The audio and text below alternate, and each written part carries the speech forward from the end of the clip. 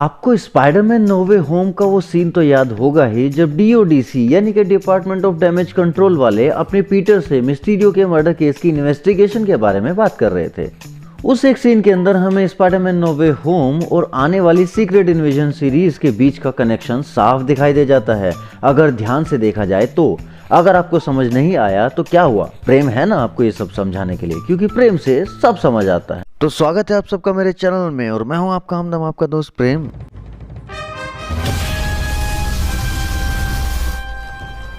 तो Spiderman no वे home के उस सीन में जब पीटर से पूछा जाता है कि भैया तुमने मिस्टीरियो के पिछवाड़े में गोली क्यों मारी, तो पीटर कहता है कि भाई मैंने नहीं मारी, ड्रोन्स ने मारी थी।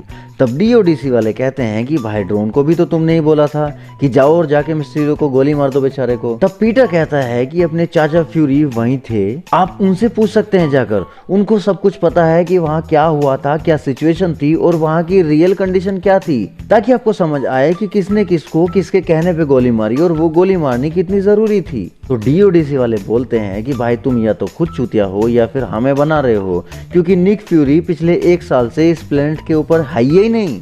ये सुन के उसके पैरों के नीचे की जमीन खिसक जाती है। अब हाँ, स्पाइडरमैन नो वे होम मूवी के प्लॉट के अकॉर्डिंग ये एक माइनर सी डिटेल थी, क्योंकि हम सब ऑलरेडी जानते हैं कि वहाँ निक फ्यूरी था ही नहीं, लेकिन पीटर बेचारा नहीं ना जानता था, और पीटर ने उस वक्त इस बात पे इतना ध्यान नहीं दिया होगा शायद। लेकिन बाद में लौंडा सोच तो जरूर रहा होगा कि अभी कुछ दिन पहले यानी कि फार फ्रॉम होम मूवी के इवेंट्स के दौरान तक तो बंदा मेरे साथ ही घूम रहा था, और ये चमगादड़ बोल रहे हैं कि वो 1 साल से इस प्लेनेट पर ही नहीं है। ऐसा कैसे हो सकता है यार, क्योंकि उसको तो पता ही नहीं है ना कि निक फ्यूरी के भेस में उसके साथ अपना हरा बैंगन यानी कि टैलोस घूम रहा था। तो वो अपने लेवल पे इस बात की छानबीन करने की कोशिश तो जरूर करेगा कि अगर वो निक फ्यूरी नहीं था तो कौन था। और इस तरह से पीटर भी कहीं ना कहीं इस सीक्रेट इन्वेजन सीरीज का पार्ट जरूर बनेगा, फिर भले ही चाहे उसका केवल कोई रेफरेंस ही इस सीरीज के अंदर हो। और वहीं दूसरी तरफ एक और सवाल हम सबके जहन में है कि भाई जब डॉक्टर स्ट्रेंज ने वो मंत्र पढ़ा कि जो भी इस धरती पर ये जानता है कि पीटर पार्कर ही स्पाइडरमैन है तो वो भूल जाएगा कि अपना गंगाधरी शक्तिमान है, तो क्या निक फ्यूरी भी भूल जाएगा? अगर हाँ तो कैसे, क्योंकि वो तो उस वक्त धरती पे था ही नहीं। और धरती पे तो क्या, वो तो किसी भी प्लेनेट पे नहीं था, वो तो स्पेस में स्पेस स्टेशन के ऊपर वर्चुअल सिमुलेटर के थ्रू बीच साइड के मजे ले रहा था यार। तो ये एक बड़ा सवाल है कि क्या निक फ्यूरी भी भूल चुका है कि पीटर पार्कर ही स्पाइडरमैन है?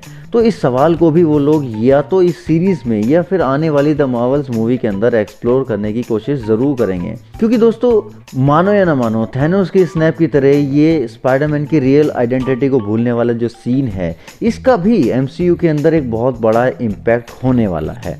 अब खुद इमेजिन करके देखो कि हर वो कैरेक्टर जो पीटर पार्कर को एज ए स्पाइडरमैन जानता था, वो अगर ये भूल जाएगा तो क्या क्या कांड हो सकते हैं एमसीयू के अंदर। ये सब आप मुझे कमेंट्स में बताना। प्लस जो एमसीयू के राइटर्स हैं उन लोगों ने भी इस बात को बोल दिया है कि आने वाले टाइम में जितने भी प्रोजेक्ट्स हम एमसीयू के अंदर देखने वाले हैं, इधर वो मूवी हो या फिर कोई सीरीज हो, तो उसी में हम स्पाइडरमैन की रियल आइडेंटिटी को भूलने वाला जो कॉन्सिक्वेंसेस हैं, ये जो कांड हुआ है एमसीयू के अंदर, इसका जो आफ्टर इफेक्ट होगा, ये सब हमें पर्टिकुलर हर सीरीज के अंदर कहीं ना कहीं देखने को मिलेगा। जैसा कि एमसीयू में थैनोस के स्नैप के बाद लोग गायब हो गए थे और 5 साल बाद फिर हल्की चुटकी के बाद वापस आ गए थे, तो एक बहुत बड़ा इवेंट था, तो इसके कॉन्सिक्वेंसेस थे, अपने प्लस माइनस पॉइंट थे, जो कि हम आज तक एमसीयू के अंदर देखते हुए आ रहे हैं।